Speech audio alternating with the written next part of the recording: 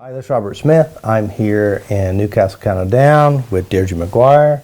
I am an expert who knows how to create life changes, know how to change the mind, fears, phobias, PTSD, and I have created my own method called eutaptics, which is a system that shows you how your mind works. Now, we're not talking the mechanics of your body, but actually the mental mechanics. Like, what do you do inside your mind? How are you creating and how you're manifesting and representing your problem? And this is Dierdre Maguire. So I'm Deirdre, I'm from Newcastle and County Down, and I have been following Robert, and now he has been my mentor, and now I know how to do this work too. I am a master practitioner and I help make people happier.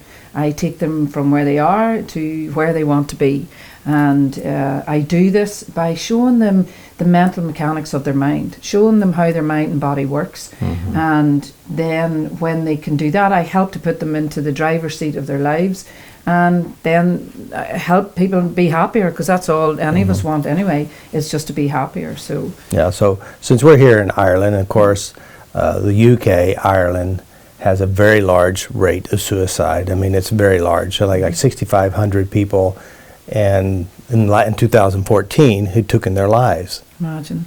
And so, you know, of course, there's all kinds of ideas out there. You know, we understand why we have people kill themselves, why they commit suicide. But what really is the deal? Is it a chemical problem? Well, that's a big farce. So the pharmaceutical has introduced the chemical imbalance ploy, which basically says the reason why you're depressed is chemicals. But there is no test. You cannot take a test. Say, hey, I like my chemicals test, see if I'm depressed. The truth is, suicide is driven by pain. Suicide is driven by hurt. And if you don't know how to change the memories, which is what drives the hurt, what drives the system, you'll always be dealing with the symptoms. You know, of course, you know, you look at, you know, you go to the doctor, I'm depressed, and they may try to, first of all, they won't give you a drug, an antidepressant. Well, research has clearly shown that antidepressants have a tendency to increase suicidal thoughts and behaviors. Clearly, scientific research. So why are we doing this? Why are we giving an antidepressant for a problem that isn't the problem? It's not chemicals. But if you're depressed, if you experience those who around you are depressed, you know that they have a good reason. They have experiences. They have been bullied at schools. There's some PTSD, some trauma, physical pains, illnesses, mental disorders, so to speak. These are what drives the need to escape the pain, which will end up suicide. yeah, I can definitely vouch for that, because I've had that experience on a personal level. My father took his own life. And really, on the outside, he had everything going for him. He had a wife that loved him. I'm the eldest of 5 children. We adored him. He had grandchildren. He had a successful business. You know, it really, you know, he ticked a lot of boxes. But inside, there were hurts and pains and emotions that he couldn't deal with. When he was a child, his father left. He became the surrogate spouse. To his mother, he had to raise his brothers and sisters, and he had pains and hurts and other deep pains that I knew about that he could not get rid of. No matter how hard he worked, no matter, he just couldn't be at peace. And so ultimately, the only solution for him was to take his own life at the age of 72. And it was such a shock in the community, because this guy looked like he had everything going for him. So he had been to the doctor, he had tried lots and lots of things, but essentially at that time, he didn't know how to deal with his emotions. So, and I was reading recently a statistic that really, really shocked me, that 75% of the people who take their own lives are men between the ages of 17 and 31. And the other statistic that I heard was that Northern Ireland has the highest rate of suicide in the UK for the 3rd consecutive year in a row.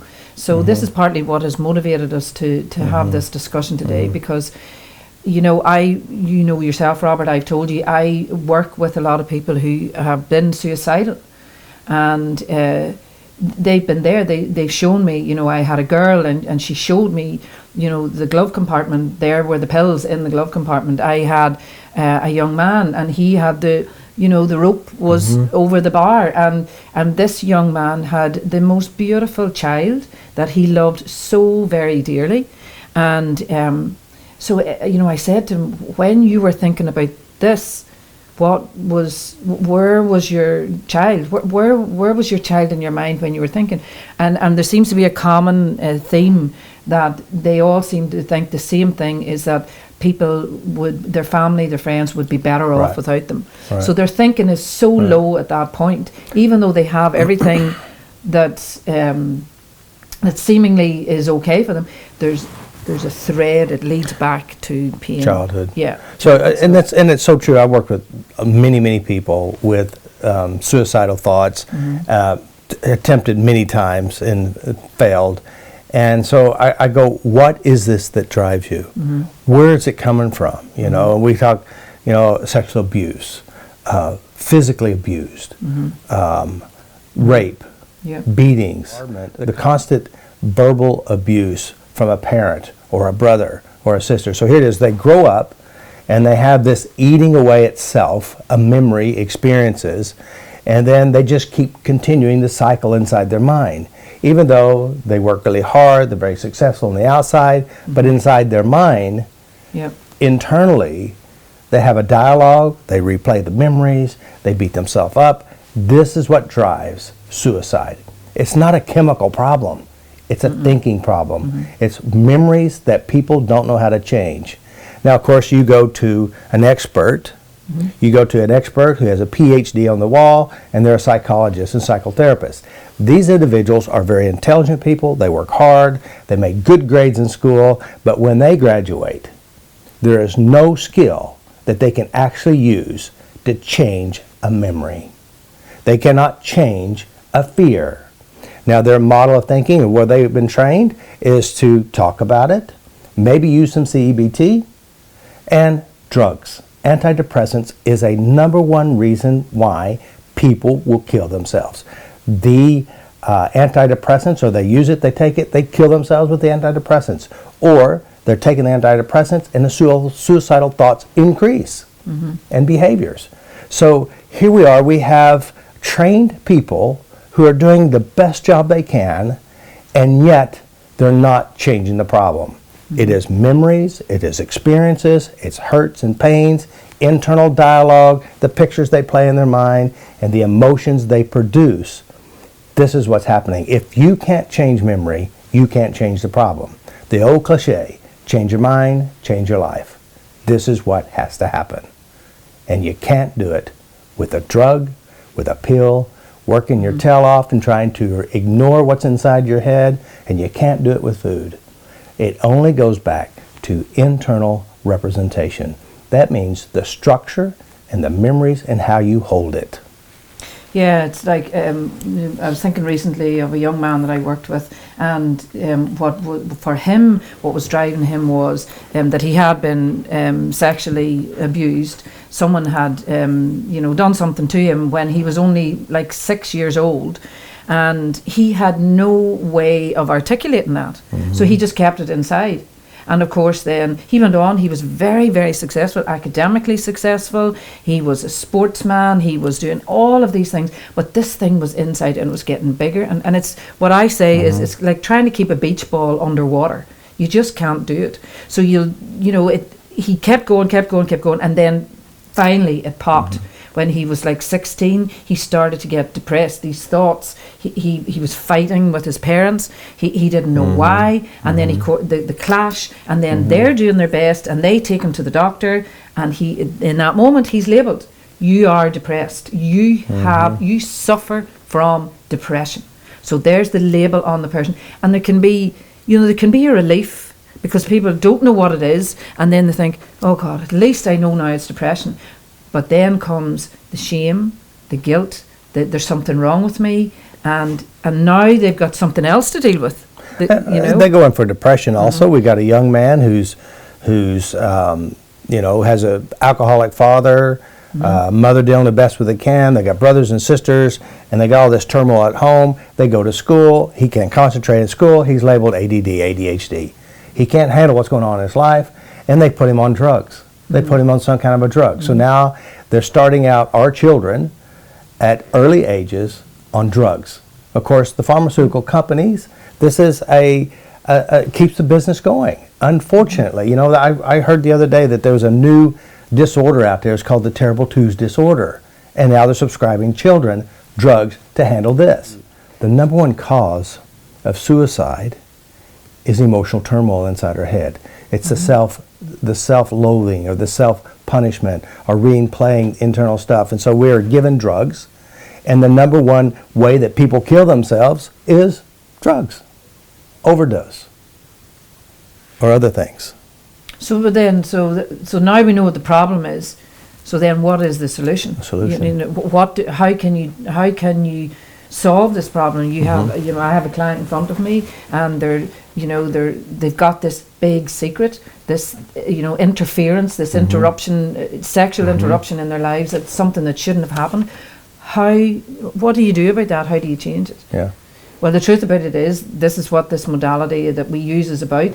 It allows you to go back there. Those memories are not real Anymore. now. They did happen, Yeah. but they're not happening now. So when we go back and release the emotions that are attached to the story of the past event, we can release it, we can let it go, and then the person is free to move on with their lives. I mean, even you personally, Dierdre, you remember when we first started, you had a lot of fears. You had even depression as well. Oh yeah, I've taken antidepressants. I didn't know why I was depressed. My life was just unmanageable, and I went to the doctor, and the doctor said, "Let me give you some antidepressants." And I thought, okay, because in those days, well, A, they didn't do any good, and B, I didn't know any better. So then, when my father took his own life, we were just talking about this earlier. I remember the time about 2 weeks after my father died, and going up to my sister to visit my sister, and I just burst into tears. She said, "What's wrong?" And I said, "I killed my father. It's my fault." I really and truly in that moment really did believe that it was my fault, that if I had only done A, B, C, D, and E, I was supposed to go and see my father the day he died, and I didn't. So I blamed myself. I said, God, if only I had been there, I could have stopped it. And how many people I have dealt with since Same thing. who have that same. So there's not only the problem for the person who has taken their own life, there is the problem of the people who are left behind. And it's, I always say, it's the great shame, your dirty linens out in public. Everybody knows that you could not. There must be something wrong with you because you were not enough to save that person's life. And these are all typical emotions. Or better yet, it's my fault the bad thing happened. Absolutely. It's my fault. I must have done something wrong. Yeah. I'm guilty. Yeah. Or we're always pointing at saying it's your fault. Yeah. So here it is. We have this self-punishing, self-beating program, and we beat ourselves up so much.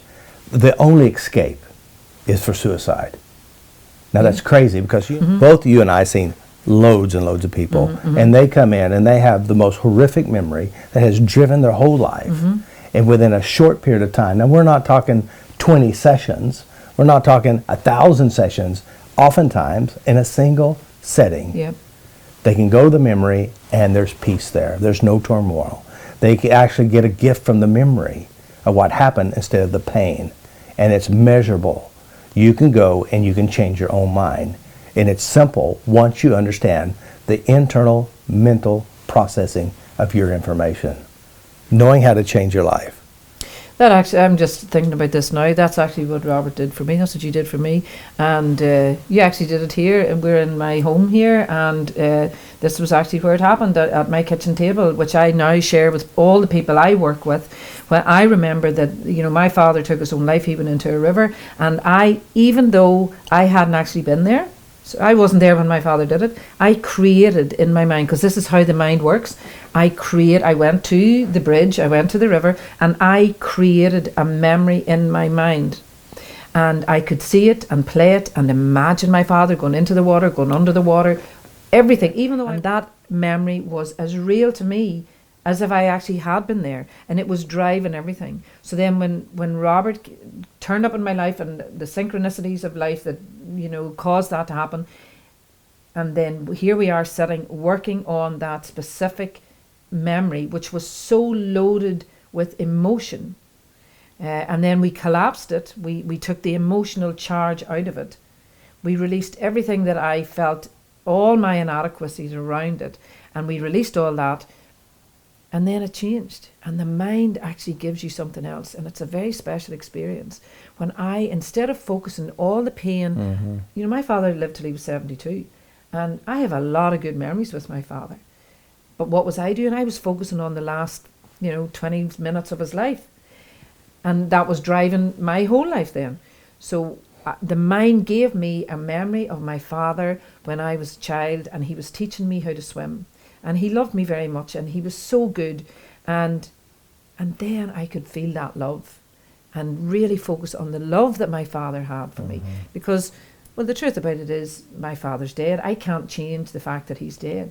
So what am I going to do? Spend the rest of my life sad and angry and guilty and lost? No. He's much more than that. He's all the good memories, the gifts that he gave you. And your story is a typical story of what we work with people. I remember Tim came to my office. Now I met him in Toastmasters, and Tim he called me and he said, I really need a session. And so I go out and I bring him in, and Tim looked like a drug addict. He looked like he's completely out. And so he comes in, he sits in the office, I say, hey Tim, what's going on? Well, his life was a mess, horrible mess. He says, I've already got the noose hung up in my attic, I'm ready to kill myself. I said, what's the problem? The problem is he had some experiences that he had been a part of, and this noose was around his emotional neck, and he was tormenting himself and tormenting himself. And so even though he looked like a drug addict, he went to the psychologist, he's on 3 antidepressants, he's still severely depressed. And so I started working with him, and then the next week, Tim was not so depressed, so we worked on some more stuff. And the truth is, Tim's life has completely changed. To this day, it's been 6 years, depression's gone, he's happily married, he's living a life that he wanted. But had we not went and changed the memories, addressed the pain that he was doing inside of his head, he may not even be here. Because see, if you've never been taught how to change your thinking, how to change your memories, now we're not talking about divert your attention and pretend like it's not there, because it's still there. We're talking about going inside yourself, understanding what you do to yourself, and change the memory reference. Now the truth is, if you change the memory reference here, it doesn't change what happened there, because it happened a long time ago. But it does change the programming that you're using to torment yourself, and even harming yourself, and not only harming yourself, but your actions do affect people around you, like your children. So here it is. You need to learn how to take control of your own mind. Learn how to change the bad memories. Learn how to make peace with it. If you're a survivor of someone who took their life, you need to make peace with this too. Their death is not the summarization of their whole life. There are good memories there. There are good things. Their life ended, but they're okay now. The pain's over. You need to make sure you end the pain in your mind, so that way you can help your children, you can help your friends, you can help your relatives with the new you, because you're changing you from the inside. That is the real goal, to make life better. I'm here in Ireland. I'm not Irish, so to speak. I do have Irish roots, but the point is, it's the emotional environment. It's the pains that you hold on to, it's the death that you see, it's the childhood experiences you never let go of, it's the divorce, it's the breakup, it's the whatever it is. Remember, your value is not coming from those events, unless you're using those events to create your value. And if you're going to do that, pick good ones. That's the absolute key. That is what I learned from you, Robert, is where are you placing your value? you know yourself, a lot of my life I placed my value outside myself. And this is what I see now with clients, and this is why I can help them, because I can show them a different way. I've been so conditioned to, as many of us have been, to place our value outside ourselves. And we've actually been taught that it's actually wrong to place your value inside yourself. You're actually, if you do that, you're big-headed, you're selfish, Yeah. if you're a good Christian, that's not the way you would behave. And we talk about this. If you are Christian, and Jesus said, love your neighbor as yourself. As you love yourself. Yeah. So it's how you love yourself. So you need to love yourself. Inside yourself. Yeah. It's right to love yourself. Place the value inside you, and when you place the value inside you, the quality of your life just transforms. It really does. And I remember even when I started doing this work and thinking, God, I don't want to get big-headed, or I don't want to be, and maybe people won't like me. Maybe I'll not be such a nice person. I remember having that conscious thought, maybe I'll not be such a nice person if I behave like this. And the absolute opposite is the truth. Yeah. Because there comes a piece about you that people actually see it radiate in you. People will say, God, you're different, or or they like being in your company, because you have a piece about you, because your piece is coming from inside you. And so how do you get that? Yeah. You go back and change the references. Now, I hear Robert saying change memories, and I remember thinking, but you can't change memories. But here's the thing, I can't change the event of my father's death. We can't change that. We can't bring him back. It's over. He's dead. He's gone. Okay. But it's not the memory of that. It's not that part of the memory. It's the emotions that are attached to the memory that you are keeping alive inside you, that's driving every aspect of your life. And I used to be very ashamed of my father's death, because I felt guilty about it, and I felt ashamed that I couldn't do enough. Now I am so proud of my father, and that has all happened from the work that we do, because we know how to take control of our emotions. Now, when you say proud, you're proud of everything he's accomplished in his life. He's more than that one moment. Absolutely, So yeah. that creates a whole new relationship with yourself. And like for example, if you're a self-loather and you punish yourself and you talk bad about yourself, you give that to other people. You love your neighbor, you love your children as you love yourself. You hate your children as you hate yourself. You reject your children as you reject yourself. So what you do inside yourself, you teach and train and support whatever it is you hold. So when you build your value here, you also give it out there. And that is so, so important. Your life will improve, the quality of your life will improve, the quality of your relationships will improve, everything will improve. This Dierdre is not the same Dierdre I met 7 years ago. No, I definitely, because now I've done the work, I've done the emotional work, I ran a lot, and when I say I ran, I ran away from my emotions, and my best coping skills were, I would read about it, I would study it, I would almost intellectualize it, and I would discuss it. I've been to a lot of therapy, and I could discuss things, but what I didn't have competency in was how to feel the feelings, and stay with them, let them be here, and then release them and let them go. Let those emotions come in and come out, and release them and let them go. And that I don't need to keep avoiding emotions. That's a very important thing. The number one coping skill in the world is this one skill. I feel bad, therefore, give me something else. Give me cake, give me food, give me smoke, give me drink, clean something, chop something, buy something, but don't deal with it. And if you're always running from your internal world, wherever you go, there it is. And so this is the biggest problem. That's why drugs are so prevalently used, or alcohol, because it numbs the pain. It doesn't get rid of the pain. Next thing you know, you need more drugs. They start a young child out on drugs, and then all of a sudden they build a whole life of addiction with drugs, and then they have more pain, and they want to escape more pain. Then they take the drugs that the doctors are giving them now. They're selling it so they get some better drugs. Next thing you know, they end up overdosing and dying. The problem is not the drugs. No. The problem is internal representation. The problem is not knowing how to change your mind. The problem is not understanding how your mind works. Your problem is inside you, and the solution is inside you.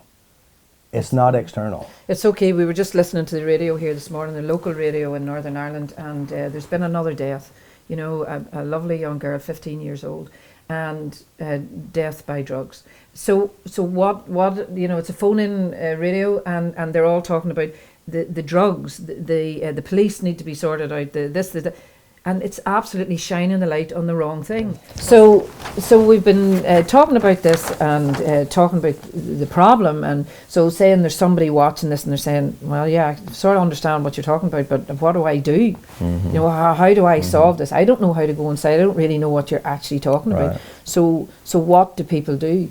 Well, you know, the first thing to do is educate yourself. The very fact that you're watching this video is step one. You're now aware. That's step one, is the awareness. Well, if I could say anything, if say you're my child or my friend, and you want a better life, what you need to do is, first of all, is get some clarity of why you have problems, how you have problems, and then how to change it.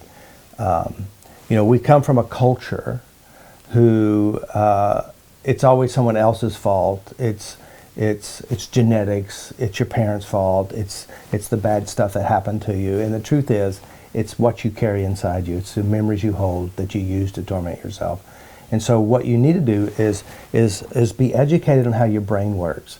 Now, I'm not talking about the chemicals, the neuropeptides. I'm not talking about that. We're talking about internally. Like, are you looking at a picture in your mind? Are you watching a movie? Are you saying good things or bad things? What are you doing internally? Because this is what creates the problem. So you need to learn how your mind works and how to change it and apply it. So, you know, I created eutaptics, also FasterEFT. This system is an internal processing system. It shows you and teaches you and educates you how to change yourself. And also, we can help you change too. We have practitioners all around the world. I have 1,200 videos on YouTube that you can watch freely, practice what's there. I do retreats here, watch Robert's YouTubes, watch my YouTubes, go to workshops. We do workshops all over the world. If you're in a group locally here in Northern Ireland, you know, I'd love to come and do a free talk. I do, Robert, you do them as well. A 1 hour talk or a 2 hour talk, just to introduce you to your mind and how your mind works. When you're ready to go to the next step, get yourself a practitioner. We do this work all over the world. You need to do sessions, and that's what I did. Invest in yourself. I mean, you've invested in all the other stuff. So invest in yourself. So there's free stuff. There's paid stuff, there's workshops, there's retreats. You know, feed your habit. This is what I say. You know, if you have a plant, the plant needs water. Well, this is what I do on my own personal level, is I feed my habit. I take care of myself physically and emotionally. I educate myself on YouTube. I do my own tapping. Find out more about that. This video is not for that, but there are videos about that to show you how to do what we are talking about. Place the value in you. Place the value in yourself. You're the best investment you can invest in. And what else is coming into my mind is professionals. If you're a doctor, if you're a psychotherapist, if you're, you know, we've both worked with many psychotherapists, and they're highly qualified people, they're highly intelligent people, but they don't have the tools that can really bring about big change. And so if you are a professional, that's what... But there are a lot of professionals who are seeking alternative trainings, and we have a lot of them in our trainings as well, because they see there's no results happening the other way. And so they're seekers, and they're using things that will help people. You know, there's a lot of research backing what we're doing. We have the meridian tapping research, we have CBT research, we have... so what else is there? We have our own addiction research. We have lots of different types of research that support what we're doing. Hypnotherapy. You know, when you go to a memory, that's a trance, that's self-hypnosis. And when you understand how your mind works, you can also change your mind. So there's a lot of different things that we use that creates measurable changes. That means you can test it. You come up with a memory and you measure how strong it is. When you're at the end of the session, you can also notice that it's changed, shifted, and adjusted. Because that's what you want, is something you can count on, something you can measure, and then check again, see if it's changed. And this is what we do. Yeah. And, you know, and this is, maybe you're suicidal, you know. Maybe you're actually looking at this and you are having suicidal thoughts. You know, you have a plan. Really, you really don't need to do that. You know, you absolutely don't. I've worked with people, a lot of suicidal people, and here's the good thing about it. They've been at that end of the spectrum. They've had the pills lined up. They've even done it. They've actually taken the pills, but they're not dead. They've had the rope. They've had that. And within, honestly and truthfully, within minimum 3 sessions, maximum 10 sessions, those suicidal thoughts are so far from their mind. Their mind has done a complete flip. So you may be by yourself at the minute, but you are not alone, okay? There are people who can help you. Reach out, take that first step, email either of us, just get an email, just say help. You know, I've had people who've just said help. I've done it. I did it, I just went help. And that moment just shifts your thinking a wee bit. And then it moves forward and forward and forward. And you can have skills. The manual of your mind. And you really can have a good life. You know, the best that I ever hoped for was less pain. That's what was the best I hoped for. I'm telling you now, in 7 years, my life has completely flipped. Where I'm in the adventure of life. I can't wait to see what's coming next. I never thought I'd ever be like that, but I am. You were a scared little rabbit. I was. You was always scared. I was scared, and I remember the day that I just thought, you know, I was driving along in the car, and it wasn't a big, you know, it wasn't a big T trauma. I just thought, God, I could just drive on in here. I could just drive on in, the car will fill up, and that'll be it. Yeah, there's so many people. Yeah. So the truth is, if you're in pain, you don't have to be suicidal. If you just have pain, memories, and hurts that bother you, clean those up. Clean them up, change them, make peace with them. Those are not you anymore. That happened a long time ago. Stop using those programs to taunt you. It's time to move forward. Change the memory, change your life. This is Robert Smith. And this is Dierdre Maguire. We'll talk to you again soon. Peace. Bye.